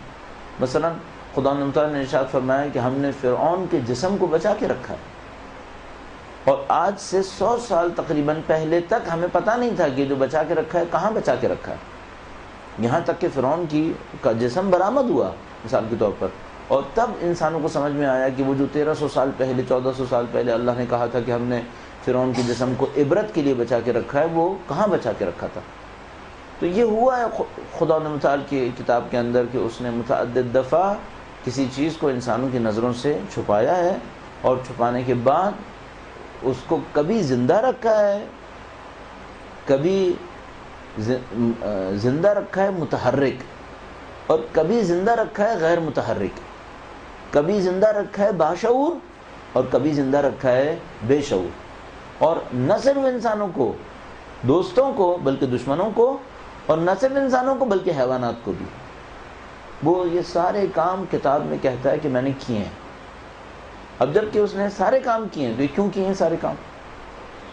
اور جتنے بھی خواص ہم وقت کے امام کے ساتھ منسوب کریں گے اس کی کوئی نہ کوئی مثال قرآن کریم کے اندر قائم ہوگی، تاکہ لوگ تعجب میں نہ پڑھیں کہ تم اپنے امام کے بارے میں کیسے دعوے کر رہے ہو۔ مثلا اگر ہم کہیں گے کہ ان کا سن مبارک 1400 سال ہے، مثال کے طور پر فرض فرمائیے فی الحال 1400 سال سے کم ہے، اگر ہم یہ کہتے ہیں کہ مثلا 1400 سال ہے تو خدا متعال ہمیں مثال دیتا ہے کسی ایسی ہستی کی جس کا سن 2000 سال سے زیادہ ہو، مثلا خود حضرت عیسیٰ علیہ السلام کہ ان کا سن یقیناً 2000 سال سے زیادہ ہو گیا۔ اگر ہم یہ کہیں خدا متعال سے کہ اے خدایا تو نے بچا کے تو رکھا ہے، اٹھا بھی لیا ہے، لیکن متحرک نہیں ہے، غیر متحرک ہے، تو مثلا ایک مثال اصحاب کہف کی ہو گئی کہ زندہ ہیں، بچا کے رکھا ہے، غیر متحرک ہیں اور بے شعور ہیں۔ تو وہ مثال دیتا ہے کہ زندہ بھی ہوں، متحرک بھی ہوں، باشعور بھی ہوں اور ناصر بھی ہوں، مثلا حضرت خضر، اور ان کے واقعے کو بیان کرتا ہے حضرت موسیٰ علیہ السلام سے، اور حضرت موسیٰ علیہ السلام کا دور اندازاً آج سے 3200 سال پہلے کا دور ہونا چاہیے اندازاً۔ اس کا مطلب یہ ہے کہ ہم جتنا بھی سن امام اس وقت تصور کریں اس سے تقریباً 2.5 گنا زیادہ حضرت خضر کا دور ہونا چاہیے، کا سن ہونا چاہیے، اور میں نے عرض کیا متحرک بھی ہے، باشعور بھی ہے اور ناصر بھی ہے، مدد کرنے والے بھی ہیں۔ تو جتنا ہم امام کے وجود کے بارے میں مثالیں خواص قائل ہوں گے اس کی مثالیں قرآن کریم نے کہیں نہ کہیں دے دی ہوں گی، تاکہ ہم اس مشکل میں مبتلا نہ ہوں کہ یہ کام کیسے انجام پایا۔ اب میں یہ عرض کرنا چاہ رہا ہوں کہ جتنا بھی ہم امام کے بارے میں سوچ رہے ہیں اس میں کچھ نہ کچھ کمی کر کے سوچ رہے ہیں، اپنی کوتاہی کی وجہ سے، اپنے نہ سمجھنے کی وجہ سے، اور یوں احساس ہوتا ہے جیسے امام کا وجود مقدس یقیناً وہ نہیں ہونا چاہیے جو ہم لوگوں کے عقلوں میں آ گیا ہے، جو سمجھ میں آتی ہے بات۔ اس کی ایک مثال آپ کی خدمت میں عرض کرتا ہوں، درود بھیجے گا محمد و آل محمد پر، صلی علی محمد واجل۔ تصور کیجئے کہ مثال کے طور پر آپ نے یہ تعلیم شروع نہ کی ہو، جو اب اس وقت آپ مدرسہ القائم کے اندر ہیں، اور مجھے نہیں معلوم یہ کیسا، یہ کورس ویکلی کورس ہے جس میں اس وقت آپ لوگ ہیں، یا یہ آپ لوگوں کا سالانہ کورس ہے؟ ہر اتوار کے دن ہے، صحیح ہے۔ اور ہر اتوار کتنی دیر کے لیے؟ ہر اتوار 3 گھنٹے کے لیے۔ اور اس وقت جو لوگ یہاں پہ بیٹھے ہیں ان کا کون سا ہفتہ ہے یہ؟ تقریباً چوتھا سال ہے یہ تقریباً، ہاں یعنی ہاں ٹھیک ہے، یعنی یہ بہرحال ہفتے وار ایک کلاس ہے جو ہو رہی ہے، اس میں کچھ سینئرز ہیں کچھ جونیئرز ہیں، سبھی اس کے اندر شامل ہوتے رہتے ہیں۔ تو کچھ کے لیے تکراری بھی ہو سکتا ہے، یہ ریپیٹ ہو رہا ہوگا، ظاہر ہے کہ ان کے پاس یہ موضوع کئی دفعہ گزر چکا ہوگا، کچھ لوگ کے لیے نیا ہوگا، بس ٹھیک ہے۔ اچھا، ہم اس میں اس طرح سوچتے ہیں کہ آپ نے جب ان کلاسز کو شروع کیا مثال کے طور پر، تو آپ نے عقائد کے بارے میں نہ پڑھا ہو، اور کچھ عرصے کے بعد آپ نے توحید کے بارے میں کچھ پڑھا، صحیح؟ تو خدا کے بارے میں ایک اور تصور آپ کے ذہن میں آیا جو پہلے نہیں تھا۔ اور بہت ہوتا ہے ایسا کہ آپ کسی چیز کے بارے میں کچھ جانتے ہیں اور اچانک پھر آپ کو سمجھ میں آتا ہے کہ جو آپ پہلے جانتے تھے یا وہ صحیح نہیں تھا، یا اس میں وہ گہرائی نہیں تھی جو اب حاصل ہوئی ہے، ٹھیک ہے؟ تو کیا ہم یہ کہہ سکتے ہیں کہ یہ پہلے خدا کو نہیں مانتے تھے؟ صحیح نہیں کہہ سکتے، ٹھیک ہے؟ پہلے بھی خدا کو مانتے تھے، جبکہ اب جو خدا کو مانتے ہیں اس سے بہت مختلف ہے جو پہلے مانتے تھے، صحیح ہے؟ لیکن ہم یہ کہتے ہیں نہیں، خدا کو ماننے کا ایک منیمم اسٹینڈرڈ ہے، جو اتنا مان لے وہ مسلمان ہے، ٹھیک ہے؟ اور باقی راستہ لمبا ہے، وہ آگے بڑھتا رہے۔ ورنہ ایک تصور کیجئے گا، فرض کریں آپ کی یہ 8واں سال ہو اور میں سوچ لوں کہ آپ 80 سال تک آتے رہیں، تو کیا آپ خدا کو اس طرح سمجھ جائیں گے جیسے وہ ہے؟ نہیں۔ اور کیا آپ خدا کو اس طرح سمجھ جائیں گے جیسے معصومین سمجھتے ہیں؟ نہیں، حتیٰ ویسے بھی نہیں سمجھ پائیں شاید جیسے فلاسفر سمجھ رہے ہیں، صحیح ہے؟ تو کیا ہم سب مشرک ہو جائیں گے؟ اب تصور کریں کہ ہم اپنے خدا کے تصور میں مسلسل تبدیلی کر رہے ہیں، صحیح ہے؟ بس ایک بات سمجھ میں آتی ہے، ہم جو کچھ خدا سے سوچ رہے ہیں وہ خدا نہیں ہے، ہمارا بنایا ہوا ہے۔ ہم خدا کو نہیں سوچ پاتے، ہم صرف خدا کی علامت کو اپنے دماغ میں امپروو کر رہے ہوتے ہیں۔ خدا ہمارے ذہن میں نہیں آتا ہے۔ مجھے یوں احساس ہو رہا ہے جیسے امامت کے ساتھ بھی ہمارا معاملہ یہی ہے، ہم امامت کو نہیں سمجھ پاتے، امامت کے بارے میں کچھ تصورات اپنے ذہن میں ایجاد کرتے ہیں اور ان کو ایک علامت کے طور پہ لیتے ہیں کہ گویا اس طرح ہمارے امام ہوں گے، ٹھیک ہے؟ کچھ عرصے کے بعد امپروومنٹ آتی ہے اس کے اندر کہ نہیں، یہ تو نقص تھا، یہ جو ہم نے سوچا ہے تو نقص تھا، اب اس سے بڑھ کر سوچیں گے، اور اس سے بڑھ کر سوچتے ہیں، اس سے بڑھ کر سوچتے ہیں، لیکن ہمیں بار بار یہ سمجھ میں آتا ہے کہ جو کچھ ہم سوچ رہے ہیں وہ حقیقت سے دور ہے، صحیح؟ اور جو کچھ ہم سوچ رہے ہیں یہ ہم پر ہی پلٹے گا، یہ ہم پر ہی پلٹ رہا ہے، یہ خدا نہیں ہے جو ہم لوگ سوچ رہے ہیں۔ اس کا مطلب یہ کہ ہم کسی کو الزام نہیں دے سکتے کہ تم خدا کے بارے میں غلط سوچ رہے ہو، کیونکہ جو ہم سوچ رہے ہیں کیا یہ گارنٹی ہے کہ یہ صحیح سوچ رہے ہیں؟ قطعاً جانتے ہیں کہ تھوڑی سی اور محنت کریں گے تو اس سے بہتر سوچیں گے، جو یہ سوچ رہے ہیں یہ ناقص ہے۔ تو یہ دنیا ہے، ہم لوگ سب، اگر میں اس کو کہہ پاؤں کہ ہم سب لوگ لولے لنگڑے خدا کی طرف چل رہے ہیں، کچھ تیزی سے، کچھ ہلکے ہلکے۔ خدا جانتا ہے کہ کس نے خدا کے نزدیک تر پہنچنا ہے، ہم سب لوگ ایسے ہیں، لہٰذا ہمارے ذہنوں میں بہت وسعت ہونی چاہیے دوسروں کے لیے۔ اگر وسعت نہ ہو تو ڈائلاگ نہیں ہوتا ہے، پھر وسعت ہونی چاہیے، شرح صدر جس کو ہم لوگ کہتے ہیں۔ اور یہ پہلا کام ہے، جس کسی نے دین کے اوپر کام کرنا ہے اور دینداروں کو دین دینے کی کوشش کرنی ہے، مثلا اگر کوئی یہ سمجھتا ہے تو پہلی ذمہ داری اس کی ہے کہ اپنے اندر شرح صدر لے کر آئے۔ اگر شرح صدر نہیں ہے، اس کے دل میں وسعت نہیں ہے، اور اس نے اس بات کو نہیں سمجھا کہ میں خود نقص کے ساتھ زندگی گزارتے گزارتے یہاں تک پہنچا ہوں اور قطعاً ابھی بھی نقص کے ساتھ ہی ہوں، تو وہ کیسے دوسروں کو مورد الزام ٹھہرا سکتا ہے کہ تمہارے اندر نقص ہے، جبکہ اس کو خود اچھی طرح پتہ ہے کہ میں خود نقص کے ساتھ ہوں۔ اور قطعاً شاید اگلے 100 سال کے بعد بھی اگر محنت کرتا رہوں تو اس نقص کو دور نہیں کر پاؤں. تو شرح صدر ہونا چاہیے، دلوں کے اندر وسعت ہونی چاہیے، اور اچھی طرح سمجھ میں آ جانا چاہیے کہ جو کچھ ہم نے کیا ہے وہ بہت کم ہے. یعنی قطعاً ہمارے سامنے صرف خدا کو سمجھنے میں بہت راستہ باقی ہے. ابھی ہم نے کیا سمجھا ہوگا. اس اعتبار سے بہت محنت کرنی پڑے گی ہمیں، بہت شرح صدر کے ساتھ، اپنی کمزوریوں کے اعترافات کے ساتھ ہمیں آگے بڑھنا ہوگا.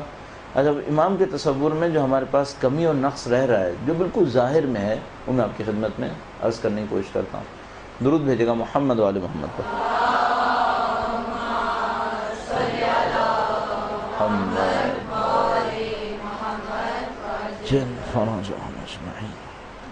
ہمارے پاس کچھ تعبیرات ہیں، اور ہم لوگ تعبیرات کے استعمال میں بہت زیادہ دقیق نہیں ہیں، بہت زیادہ اسپیسیفک ہم تعبیرات استعمال نہیں کرتے. ہماری تعبیرات میں جھول ہوتے ہیں جن کو اگر ہم توجہ دیں تو ہمیں سمجھ میں آ جانے چاہیے.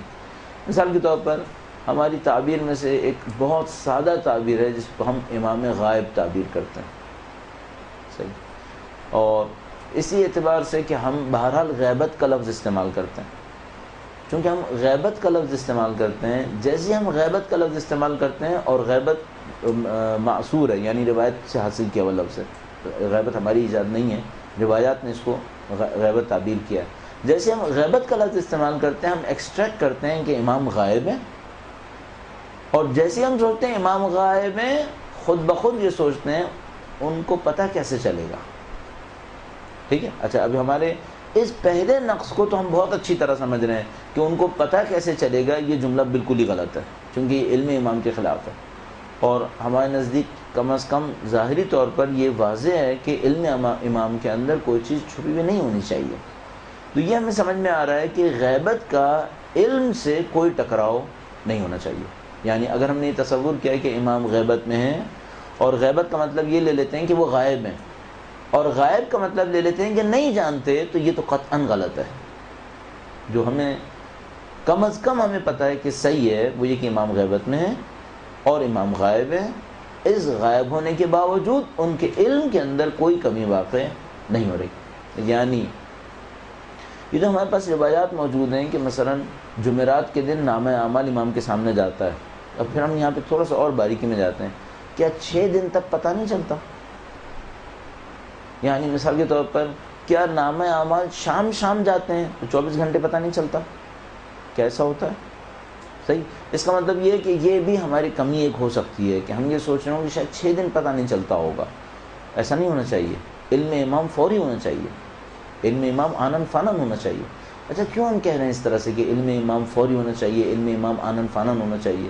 اس کی بہت سادہ دلائل ہیں. وہ یہ ہے کہ اگر امام کا تعلق ہم سے بس حاکم اور محکوم کا ہو تو حاکم کی بے خبری اس کو اس پوسٹ سے محروم نہیں کرتی. مثلا اگر امام کا تعلق ہم سے صرف اتنا ہو کہ وہ حاکم ہے، ہم محکوم ہیں، تو ٹھیک ہے. حاکم کو اگر نہیں بھی پتہ چلا آج 2 بجے کہ کیا ہوا، اور یہ امکان ہو کہ 4 بجے پتہ چل جائے گا، تب بھی کوئی برائی نہیں ہے. وہ 4 بجے معاملات کو اپنے ہاتھ میں لے کر اس کو صحیح کر لے گا. صحیح ہے. لیکن ہمارا امام کا تعلق صرف حاکم اور محکوم کا نہیں ہے. ہم امام کے لیے جو بہت عجیب مقام استعمال کر رہے ہیں، جو صحیح ہے لیکن سمجھنے کے لیے مشکل ہے بعض لوگوں کے لیے، وہی کہ ہم یہ کہہ رہے ہیں کہ پروردگار عالم کی جتنے فیوز و برکات ہیں وہ ان کے واسطے سے ہم تک پہنچ رہے ہیں. صحیح. اگر ہم یہ بات قبول کر لیتے ہیں تو پھر علم ہونا بہت چھوٹی سی بات ہے، پھر علم تو کچھ بھی نہیں ہے. یعنی بالکل ایسا ہی ہے جیسے ہم یہ کہہ رہے ہوں کہ ایک آدمی دوسرے لوگوں کو علم دے رہا ہو اور اس کو پتہ نہ ہو کہ میں کیا دے رہا ہوں. ہماری مادی دنیا میں تو ہو سکتا ہے، چونکہ ہم حقیقت میں آپ کی خدمت میں عرض کروں، ہم لوگ علم نہیں دیتے، ہم لوگ صرف آوازیں دیتے ہیں اور کچھ نہیں ہے.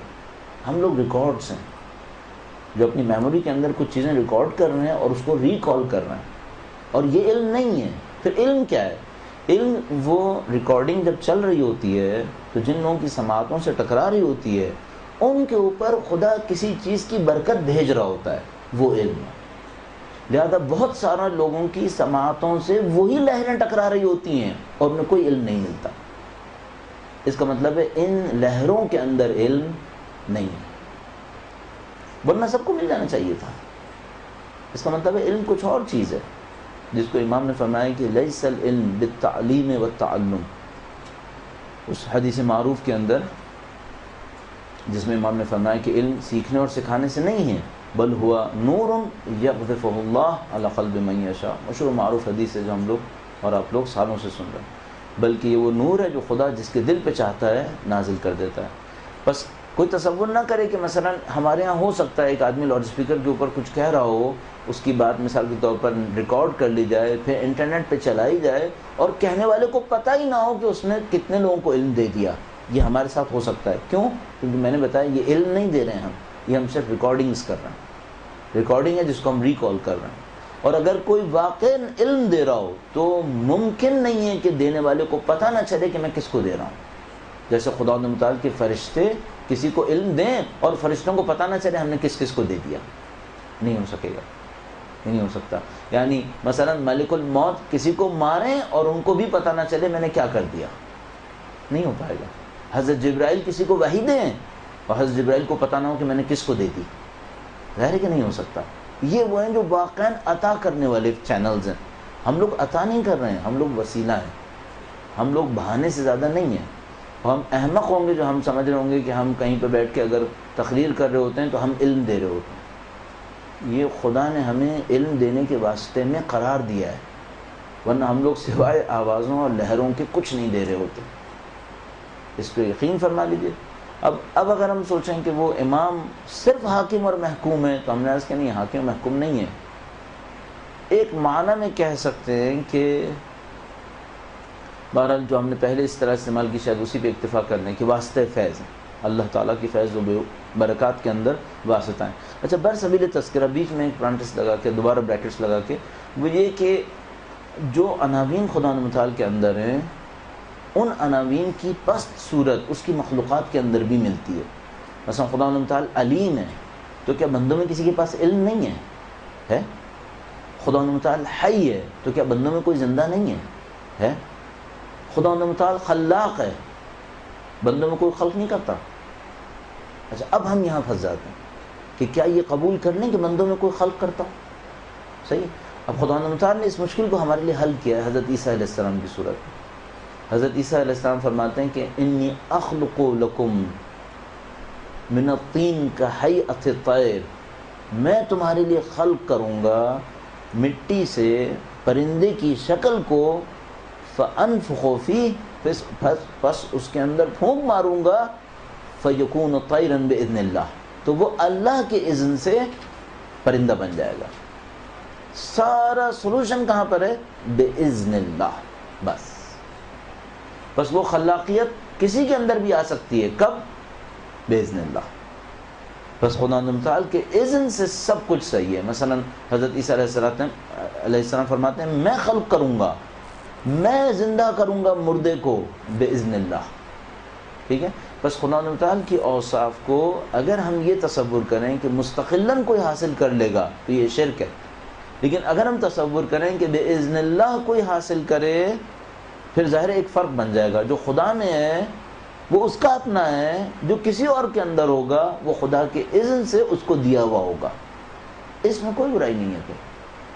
اور شاید میں نے کئی دفعہ اس بات کو بیان کیا ہے، وہ یہ کہ ہم سب لوگ نہ صرف یہ کہ خلاق ہیں بلکہ خالق ہیں، بلکہ مستقل خلق کرنے والے خلاق ہیں ہم لوگ. یعنی ہم لوگ خلاق خدا کے خلاق بندے ہیں، ہمیں نہیں پتہ. ہم میں سے صرف مومن نہیں، حتیٰ وہ لوگ جو فاسق ہیں وہ بھی. کیوں؟ ہم لوگ ہر سیکنڈ اپنے کہے کیے سوچے سے اپنی برزخ خلق کر رہے ہیں. ہر سیکنڈ، ہر لمحہ کن کن چیزوں سے؟ اپنے کیے کہے اور سوچے ہر چیز سے خلق کر رہے ہیں، حتیٰ سنے سے، جذبوں سے، فکر سے، ہر چیز سے. تو ہم لوگ خلاق ہوئے نا، کہ ہماری عادت خلق کے اوپر ہے. ہمیں نہیں پتا، ہمیں صرف ایک فرق ہے وہ یہ کہ ہمیں اپنی مخلوق نظر نہیں آ رہی ہے اس وقت. اور وہ ہمارے تقریباً بلا ارادہ ہے، یعنی ایسا قطعی ہے جیسے آپ نے پانی پیا تو آپ کی پیاس بجھنے کا بندوبست ہوا ہے، بالکل اسی طرح 2 اور 2 4 کی طرح آپ اور میں ہر سیکنڈ میں خلق کر رہے ہیں. بس ہم لوگ خلاق ہوئے صرف ایک مشکل کے ساتھ کہ ہمارا خلق کرنا اس خدا کے اذن سے ہے، اور ایک اور مشکل جو ہمارے ساتھ ہے وہ یہ کہ ہم اپنے بعض مخلوق سے آگاہ بھی نہیں ہیں، بلکہ ہم میں سے تقریباً تمام لوگ سوائے بہت کم لوگوں کے اپنی مخلوق سے آگاہ نہیں ہیں. جو ہم نے خلق کیا وہ کیا ہے؟ ہاں یہ ہے کہ جیسے ہی مرنے لگیں گے اس سے چند منٹ پہلے وہ آگہی نصیب ہو جائے گی. اس وقت ہمیں پتہ چلے گا کہ ہم نے 60 سال میں کیا کیا خلق کر ڈالا ہے، صرف ایک مشکل کے ساتھ. اب اسی کے ساتھ رہنا ہے، اب کوئی فرار نہیں. جو اچھا ہے وہ اچھا ہے اور جو برا ہے وہ برا ہے، رہنا اسی کے ساتھ. تو یہ وہ دوبارہ بریکٹ کلوز اور واپس آ جاتے ہیں امام کے وجود کی طرف. درود بھیجیں محمد و آل محمد پر. صلی علی محمد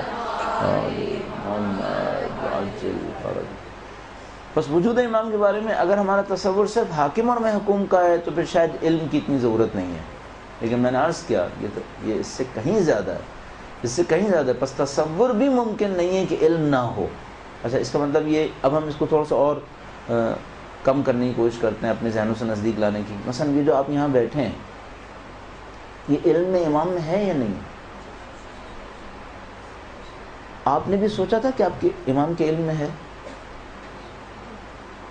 میرے خیال میں نہیں، ہم اس سے بے خبر ہیں. اگر واقعاً مثلا اب میں آپ کی خدمت میں اور اس کو محسوس کرنے کی کوشش کرتا ہوں، چونکہ ہم جس چیز کو سمجھ پاتے ہیں جب تک وہ ہماری حس میں نہ آئے ہم اس کو بہت زیادہ درک نہیں کر پاتے. مثلا اگر یہ کیمرہ جو میری طرف ہے اگر یہ آپ کی طرف ہوتا تو آپ کے اندر کوئی تبدیلی نہیں ہوتی؟ اور اگر یہ کیمرہ نہ ہو امام، اس کو ہم نے سمجھا ہے کیا؟ نہیں، ہم نے علم امام کو احساس نہیں کیا ہے. اگر ہم علم امام کو احساس کر رہے ہوں اور اس سے بھی بڑھ کر اگر ہم اس بات کو سمجھ رہے ہوں کہ ہم خدا کے سامنے ہیں تو ہمیں کیا ہونا چاہیے پھر؟ ایسا ہمیں کچھ اور ہونا چاہیے. یہ ہم سب لوگ فکر میں قبول کر رہے ہیں لیکن عمل میں قبول نہیں کر پا رہے.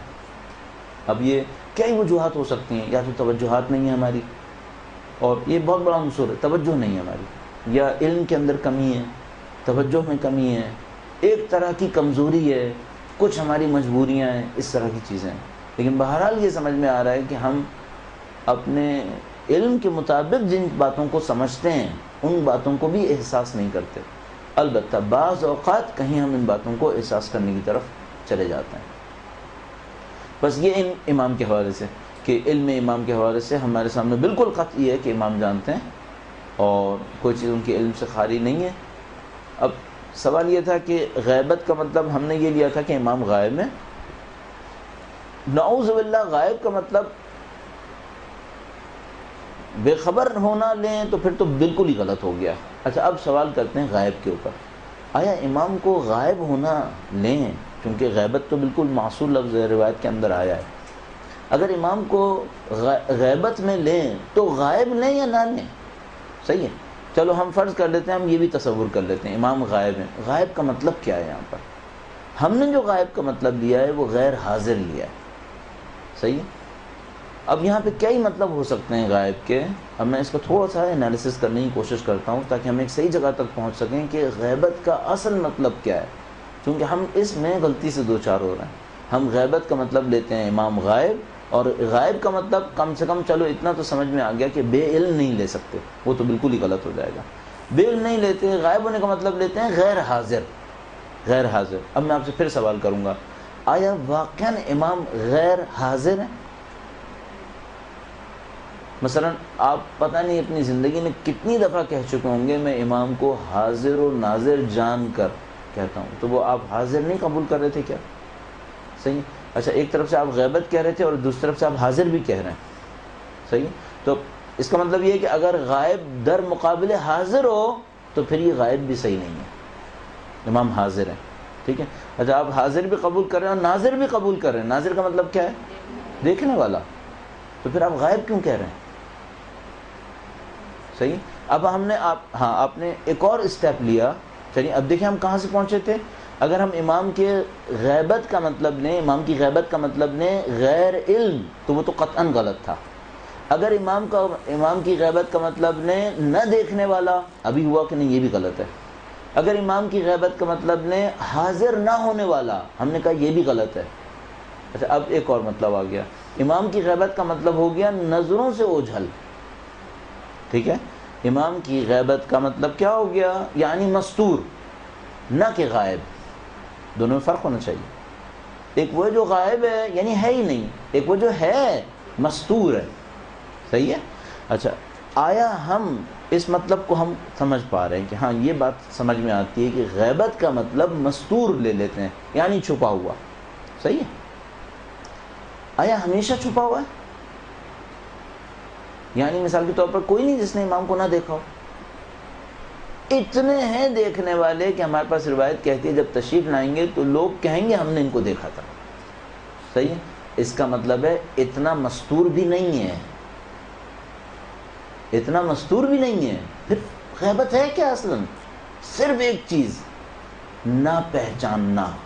بس غیر معروف ہیں، معرفت نہیں ہے لوگوں کے پاس. بس غیبت کا مطلب ہم کیا سمجھ رہے تھے؟ بے علم. تو ہم نے کہا وہ تو قطعاً غلط ہے.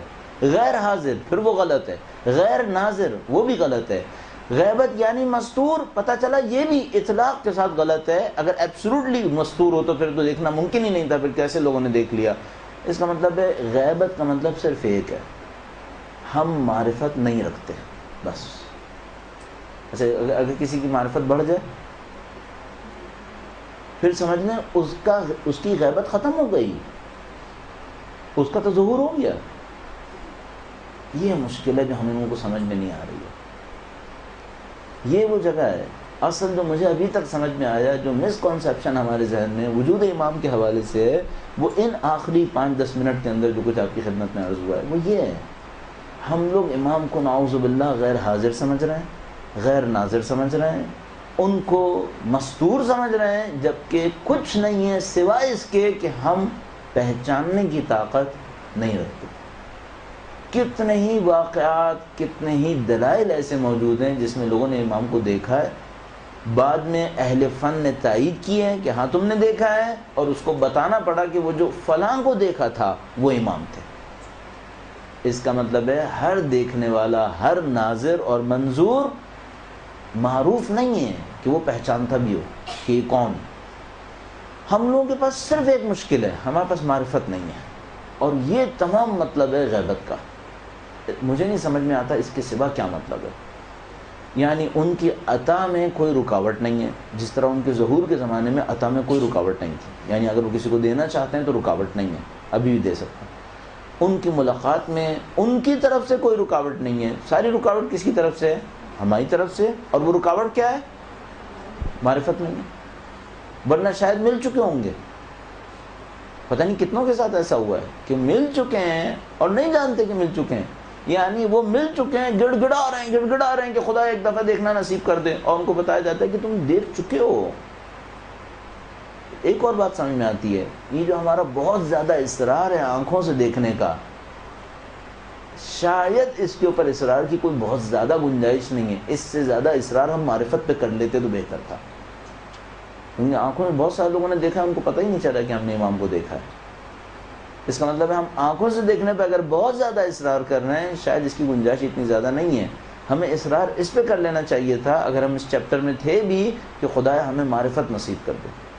لہذا آپ دیکھیں کہ جتنی بھی دعائیں ہیں ان میں سے اکثر میں اصرار اس پہ نہیں ہے کہ خدا مجھے دکھا دے. نہیں، دکھا نہیں دے، ملا دے. دیکھنے اور ملنے میں زمین آسمان کا فرق ہے. ایک دفعہ میں کسی کو دیکھتا ہوں، اس کو پہچانتا ہی نہیں، تو اس کو ملنا نہیں کہہ پاؤں گا میں، کیونکہ میں نے ملاقات نہیں کی ہے، اس نے ملاقات کی ہے. تو کہیں پہ میں کہتا ہوں خدایا ملاقات کروا دے.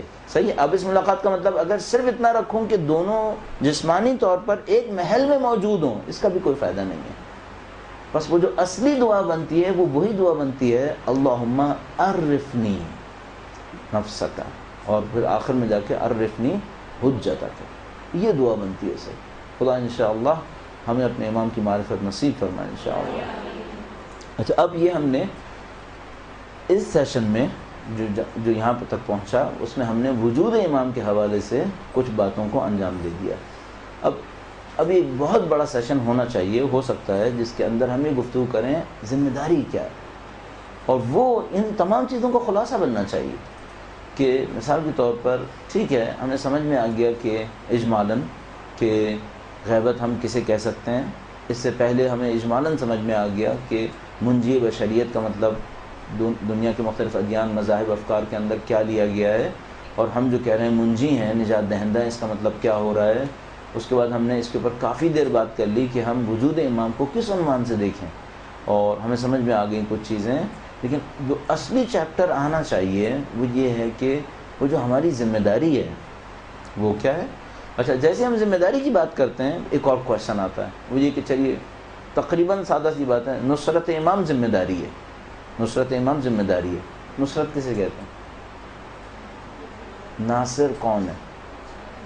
چلیے، اب یہی وہ سب چیزیں ہیں جو ہمیں اپنے اندر اس کی ٹرانسلیشن سے بڑھ کر ڈھونڈنا پڑے گا کہ جب ہم کہتے ہیں لفظ نصرت، اس کا مطلب کیا ہوتا ہے. اصل عربی میں نصرت کا لفظ استعمال کہاں کیا جاتا ہے، یہ ہمیں ڈھونڈنا پڑے گا کہیں نہ کہیں. اور جب ہم کہتے ہیں کوئی شخص نصرت کرنے والا ہے یا ناصر ہے، منصور، تو اس کا مطلب ہمیں کیا لینا چاہیے. اور اس مطلب کو جب ہم امام وقت کے حوالے سے اپنے اندر ڈھونڈنے کی کوشش کریں، میں ناصر ہوں تو مجھے اس کو کس عنوان سے دیکھنا پڑے گا، اور میں نصرت کیسے کر سکتا ہوں ان کی کہ جو کم از کم میری معرفت میں نہیں آ رہا ہے. فی الحال میری نصرت کیا ہے، پھر میری معرفت نہیں ہے، میں ان کو نہیں پہچان پا رہا دیکھنے کی حد میں، جاننے کی حد میں. میں نے کچھ روایات پڑھی ہیں اور کچھ دعاؤں کے ذریعے سے ان سے اپنا تعلق بنانے کی کوشش کر رہا ہوں. اب مجھے نصرت کرنی ہے تو یہ نصرت کیسے ہوگی. اور یہ بھی آپ جانتے ہیں اور ہم اچھی طرح جانتے ہیں کہ ہر ایک کو یہ موقع ملے گا کہ وہ نصرت کرے، بس زمانے کے قریب یا بعید ہونے سے، دور ہونے سے نصرت کے اوپر کوئی فرق نہیں پڑے گا. ہر ایک کے پاس نصرت کا امکان موجود رہے گا. تو ہم اس چیپٹر کو کیسے اپنے لیے سالو کریں، اور جب ہم یہ سارے کام کر چکے ہیں تو پھر واپس آئیں اپنی زندگی کے اندر اور سوال کریں کہ اب تک کیا ہوا ہے. آیا اب تک وہ کام ہو گیا؟ اور اگر نہیں ہوا ہے تو اب ہم نے اپنی زندگی میں کون سا ایک ٹرن لے کے آنا ہوگا، کون سی وہ راستہ جس کو ہم تبدیل کریں. اجمالاً میں بس ایک بات آپ کی خدمت میں عرض کرتا چلوں، اور اس کے اوپر خوب توجہ فرمائیے گا. وہ یہ کہ ہم جو کچھ دنیا میں ہیں اس دنیا میں، اور جو کچھ بنیں گے اگلی دنیا میں، تقریباً سب کا سب ہم اپنی عادتوں پر ہیں. بس ہم کسی چیز پر نہیں ہیں جو مجھے ابھی تک سمجھ میں آیا ہے. ہم اپنے افکار پر، اپنی تعلیم پر، اپنی مطالعات کے اوپر، شاید میرا نہیں خیال ان میں سے کسی چیز کے اوپر بھی کسی بھی چیز نے ہمارے وجود کو طے کرنا ہو اتنا جتنا ہماری عادتوں نے طے کرنا. اس دنیا کے اندر بھی اور قطعاً آگے تمام دنیاؤں کے اندر ہم اپنی عادتوں سے طے ہوں گے. اب آپ اور میں جس بات کے اوپر بے تحاشا اصرار کریں، اور جو میں نے ابھی آپ کی خدمت میں عرض کیا ہے، بہت تیزی کے ساتھ یہ جملہ عرض کر دیا آپ کی خدمت میں بغیر اس کی تمہید دیے ہوئے، اور اس کے نتیجے میں مجھے یقین ہے کہ میں اپنی بات نہیں کہہ پایا ہوں. ہم جو کچھ اس دنیا میں ہیں، سب کے سب جو کچھ بھی ہیں ہم لوگ، شاید 90% سے زیادہ اپنی عادتوں کے نتیجے میں. ٹھیک ہے، آپ ماسٹرز ہیں، آپ پی ایچ ڈی ہیں، اس سے کوئی فرق نہیں پڑے گا. جو فرق پڑے گا وہ کس سے پڑے گا؟ عادتوں سے. آپ کا مستقبل، آپ کا حال عادتوں سے طے ہوگا. اور یہاں پر بھی ایسا ہی ہے، اور برزخ میں تو لگتا ہے سوائے عادتوں کے کچھ ہے ہی نہیں. برزخ ہماری عادتوں کے نتائج ہیں. لہذا اگر ہم وہاں انسان اٹھیں گے تو اپنی عادتوں کے نتیجے میں، اور نعوذ باللہ اگر انسانیت سے عاری ہو گئے، نعوذ باللہ، وہ بھی اپنی عادتوں کے نتیجے میں. بس آپ اپنے اندر ان چیزوں کو نہیں دیکھیے گا جن کو آپ جبرن کر لیتے ہیں، ان کو نوٹ کیجیے گا جو آپ کی عادتیں ہیں، جو بلا ارادہ آپ سے صادر ہو رہی ہیں. مثلا ایک دن میں نے جبرن غلط کام نہیں کیا، اچھا ہے یہ بھی، لیکن یہ آپ کی زندگی طے نہیں کرے گا. آپ کی زندگی کون سی چیز طے کرے گی؟ جو آپ بلا ارادہ کر رہے ہیں، جو آپ بلا ارادہ کر رہے ہیں، جو آپ کی عادت ہے. عادت وہ چیز ہوتی ہے جو معمولاً بلا ارادہ صادر ہو جاتی ہے. آپ اور ہم اپنی عادتوں کے نتائج ہیں. آپ یقین فرمائیے آپ کی جتنی شہرت ہوگی، آپ کا جتنا احترام ہوگا، یا نعوذ باللہ اس کے برخلاف آپ کے ہاتھ میں جتنی دولت ہوگی یا نہیں ہوگی، آپ کے پاس جتنا علم ہوگا یا نہیں ہوگا، آپ کا جتنا خدا کے نزدیک مقام ہوگا یا نہیں ہوگا، سب کا سب مرہون منت ہوگا آپ کی عادتوں کو. بس مجھے یوں سمجھ میں آتا ہے جیسے ہم لوگوں کے پاس زندگی میں جاننے کے لیے بہت کچھ ہے، لیکن مجھے یہ سمجھ میں آتا ہے کہ کچھ چیزیں اگر ہماری روح میں اتر جائیں صرف وہ ہمیں تبدیل کر سکتی ہیں، باقی چیزیں تبدیل نہیں کر سکتی. اور آپ اور میں مسلسل کوشش کرتے رہیں کہ اس اسلام کے نتیجے میں جو دین ہمارے پاس ہے، اور ان عقل مند لوگوں کے نتیجے میں جن کے علم سے فائدہ اٹھانے کا ہمیں اس دنیا میں موقع مل گیا، چاہے وہ لوگ مر گئے ہوں چاہے وہ زندہ ہوں، اور ان تجربوں کے نتیجے میں جس سے ہم لوگ خود گزر رہے ہیں. بس ہمارے پاس 3 چینلز ہیں سیکھنے کے، بہت واضح چینلز. نمبر 1 وہ دین جو ہمارے پاس ہے. نمبر 2 وہ انسانی علوم جو مردوں یا زندوں سے ہم تک پہنچ رہا ہے. اور نمبر 3 وہ ذاتی تجربے جن سے ہماری زندگی گزر رہی ہے. یہ 3 روٹین کے چینل ہیں جو علم حاصل کرنے کے ہمارے پاس ہیں. حتی الامکان کوشش کریں ان تینوں کو استعمال کرتے ہوئے اپنے اندر کچھ چیزوں پر یقین تک پہنچ جائیں. ان سے میری اور آپ کی زندگی کے راز کھلیں گے. ایکچولی جو ہمیں نصیب ہوگا، جس کو ہم علم تعبیر کرتے ہیں، علم عبارتیں رٹنا نہیں ہے. علم کچھ حقائق کو اپنے وجود کے اندر ہضم کر لینا ہے. یہ حقیقت ہے. جب ہمیں کسی چیز کے اوپر اتنا یقین ہو جائے کہ ہاں یہ حقیقت ہے، قطعی حقیقت ہے، تب وہ علم میں تبدیل ہوتا ہے. ایسا علم عادت تبدیل کر سکتا ہے. بس ایسا علم عادت تبدیل کر سکتا ہے. لہذا آپ 1 گھنٹے کی مجلس سنیں گے، شاید آپ کی کوئی عادت تبدیل نہ ہو، اور میرے اور آپ کی 1 گھنٹے کی کوئی گفتگو سنیں، اس کی کوئی عادت تبدیل نہ ہو. لیکن اگر اس 1 گھنٹے میں سے کوئی ایک جملہ ایسا ہوا جو علم کی صورت میں ہمارے اندر چلا گیا، اس پر شاید ہماری کچھ عادتیں تبدیل ہو جائیں یا ایک عادت تبدیل ہو جائے. اور جب عادتیں تبدیل ہوں گی تب ہم لوگ کسی کمال پہ پہنچیں گے. آپ قوانین ڈھونڈنے کی کوشش کریں. میں بار بار کہتا ہوں، مجھے 27 سال ہو گئے طالب علم بنے ہوئے، اور مجھے جو بات سمجھ میں آ رہی ہے وہ یہ کہ کتابیں پڑھنا سرمایہ نہیں ہے. سرمایہ جس کو ہم ایسٹس تعبیر کرتے ہیں، کتابیں پڑھنا سرمایہ نہیں ہے. کلاسوں میں جانا سرمایہ نہیں ہے. کسی لائبریری میں بیٹھنا سرمایہ نہیں ہے. یہ سب وسیلے اور بہانے ہیں. سرمایہ کیا ہے؟ ان کے نتیجے میں کچھ حقیقتوں کو ہم ہضم کر پائیں گے، وہ ایسٹس ہیں، وہ سرمایہ ہے ہمارا. لہذا آپ اس کو سرمایہ نہیں سمجھے گا کہ آپ 8 سال یہاں پر ہیں یا میں 12 سال قم میں تھا. یہ سرمایہ نہیں ہے. اس 8 سال اور اس 12 سال کے دوران جو حقائق ہم نے ہضم کر لی ہیں، جو ہماری روح میں اتر گئے کہ ہاں یہ حقیقت ہے، بالکل ایسی جیسے آپ کہیں گے اس وقت دن ہے، یہ ایک حقیقت ہے. زہر مہلک ہے، یہ ایک حقیقت ہے، اس میں کوئی شبہ نہیں ہے کسی کو. پانی مفید ہے، یہ ایک حقیقت ہے، اس میں کسی کو شبہ نہیں ہے. جو آپ 8-10 سال 12 سال کی محنت سے حقائق اپنے اندر لا پائیں گے، وہ ایکچولی آپ کا ایسٹ ہے. بس آپ 500 روایتیں حفظ کر لیں، آپ کا ایسٹ ہے؟ نہیں.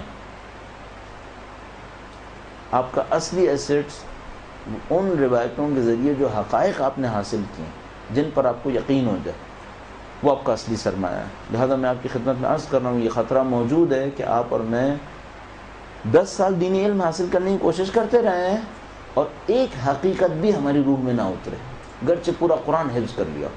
یہ ہو سکتا ہے. آپ خطابت کے چیمپئن بن جائیں، آپ کو پورا قرآن حفظ ہو جائے، پورا نہج و بلاغہ حفظ ہو جائے، روایات ہزاروں لاکھوں آپ کو حفظ ہو جائیں، آپ ان روایات آیات کو لکھ بھی رہے ہوں، استعمال بھی کر رہے ہوں، لوگوں کو خوش کر رہے ہوں، سارے کام ہو رہے ہوں، اور آپ کو ان کے حقیقت ہونے کا یقین نہ ہو، تو آپ کے سرمایہ میں کچھ نہیں ہے، آپ کا دامن خالی ہے. اور اگر کوئی شخص ایک دفعہ صرف اللہ کے رسول کو ملے اور اللہ کے رسول کے پاس آئے وَمَن يَعْمَلْ مِثْقَالَ ذَرَّةٍ خَيْرًا يَرَهُ سیکھے. اور اللہ کا رسول کہے کہ یہ جاہل آیا تھا اور فقیہ بن کے واپس گیا کیونکہ اس کو حقیقت مل گئی. یہ حقیقت ہے, یہ ہمارا ایسیٹ ہے.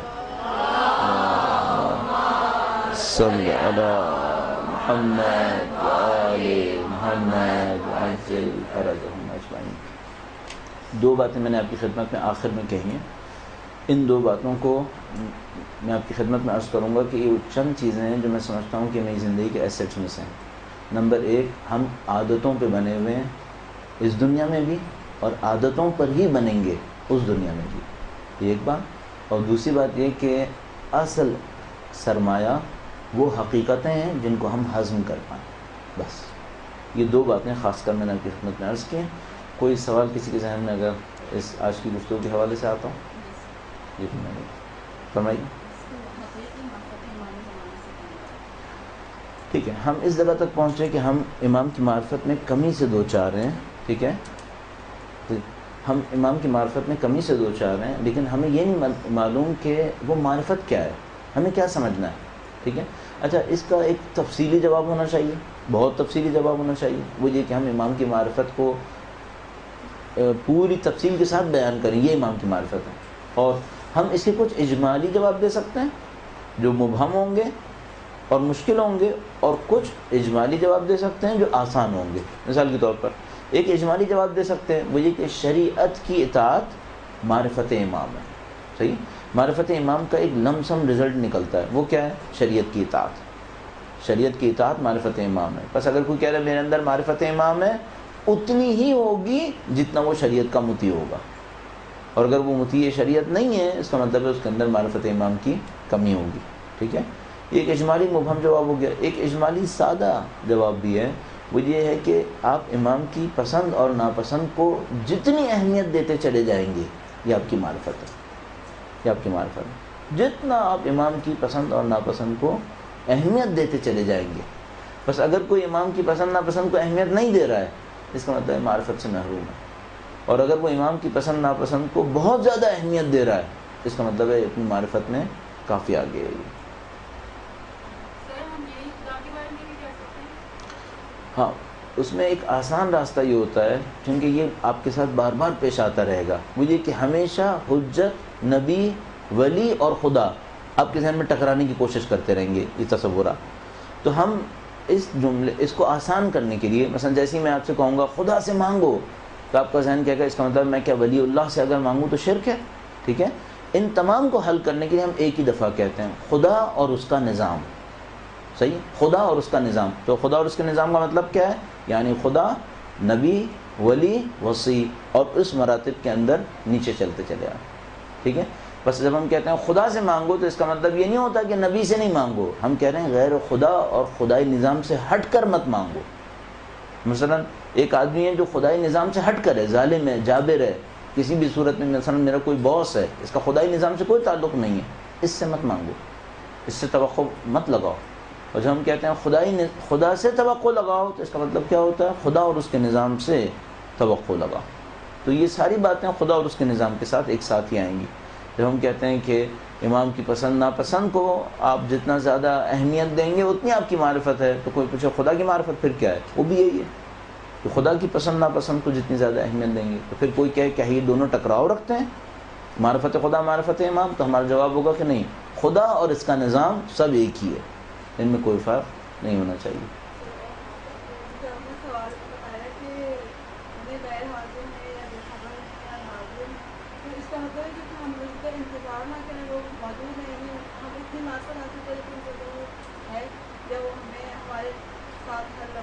چلیے, اب یہاں پر پھر ایک اور جگہ پہ ہم پہنچے ہیں. اصلا انتظار کس چیز کا ہے؟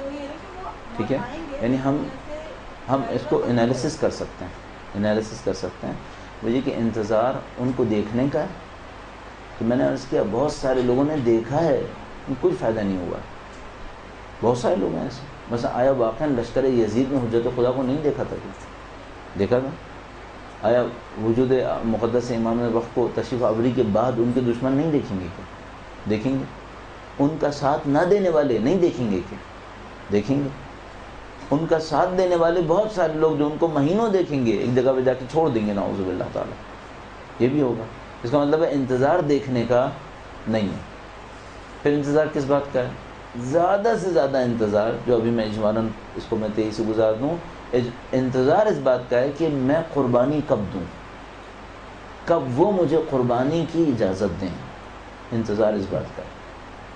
بس انتظار سارا صرف نصرت کرنے کا ہے، نصرت لینے کا نہیں ہے. ہم نصرت کب کریں گے، انتظار اس بات کا ہے.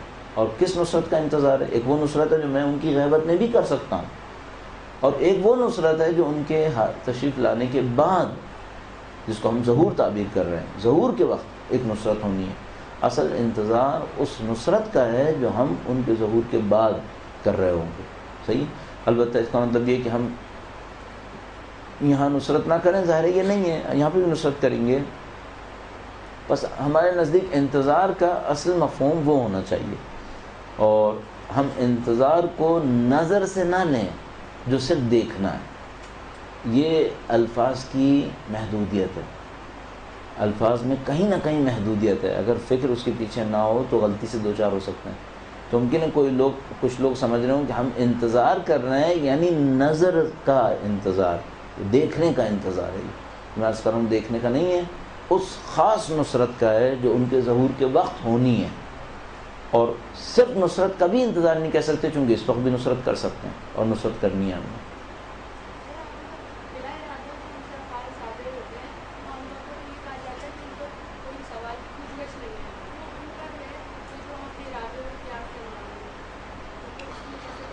ہاں، ہم جب با ارادہ کوئی کام انجام دیتے ہیں وہ با ارادہ اپنے اوپر جبر کر کے کام انجام دیتے ہیں، اس کو ہم عادت نہیں کہتے. صحیح ہے. اور ایک ہم بلا ارادہ انجام دیتے ہیں چونکہ ارادے کے ساتھ اتنا کر چکے ہیں کہ مہارت تک پہنچ گئے. میں اس کو کہنا چاہ رہا ہوں. صحیح.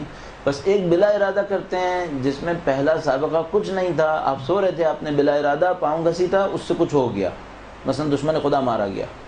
اس پہ کوئی اجر نہیں، کچھ نہیں ہے، نہ اس سے کوئی آخرت بن رہی ہے، نہ اس سے کوئی برزخ بن رہی ہے، نہ اس سے کوئی دنیا بن رہی ہے. اس بلا ارادہ پہ کچھ نہیں ہے. پھر ایک دفعہ آپ نے ارادے کے ساتھ میدان میں اتر کے دشمن خدا کو مار ڈالا، ٹھیک ہے، اس پہ آپ کو اجر ملے گا، ثواب ملے گا. اس کے بعد یہ جو میدان میں اترے یہ اپنے اوپر جبر کرنا پڑا چونکہ خوف تھا، ٹھیک ہے. پھر ایک دفعہ اتنا میدان میں اترے کہ اب بلا خوف رہنا بلا ارادہ ہو گیا ہے. ہم اس بلا ارادے کی بات کر رہے ہیں. یعنی اس بلا ارادہ کو ہم کہتے ہیں یہ وہ بلا ارادہ ہے جو مہارت کے نتیجے میں، عربی میں مہارت کے لیے لفظ استعمال کرتے ہیں ملکہ. صحیح ہے. بس وہ بلا ارادہ جو مہارت اور ملکہ تک پہنچ جائے اس کو ہم کہتے ہیں یہ عادت بن گئی ہے. صحیح. بس ایک دفعہ انسان نعوذ باللہ ارادتاً جھوٹ بول دیتا ہے، ایک دفعہ ارادتاً جبر کر کے سچ بولتا ہے، اور ایک دفعہ ارادتاً اتنا سچ بولتا ہے کہ سچ بولنا عادت میں تبدیل ہو جاتا ہے، اب بلا ارادہ سچ بولتا ہے. اس کے اوپر سب کچھ ہے. آپ کی جتنی مادی اور معنوی زندگی اس دنیا اور اس دنیا میں بن رہی ہے وہ معمولاً اس دنیا میں شاید 90% مثلا، اور اس دنیا میں تقریباً 100% عادتوں پہ بن رہی ہے. بہت شکریہ. آپ کا وقت ختم ہو گیا. انشاءاللہ خدا متعال نے چاہا تو اس گفتگو کو کسی اور وقت آگے بڑھائیں گے، یا انشاءاللہ خدا متعال نے چاہا تو کسی اور موضوع کے ساتھ. درود بھیجے گا محمد و آل محمد پر.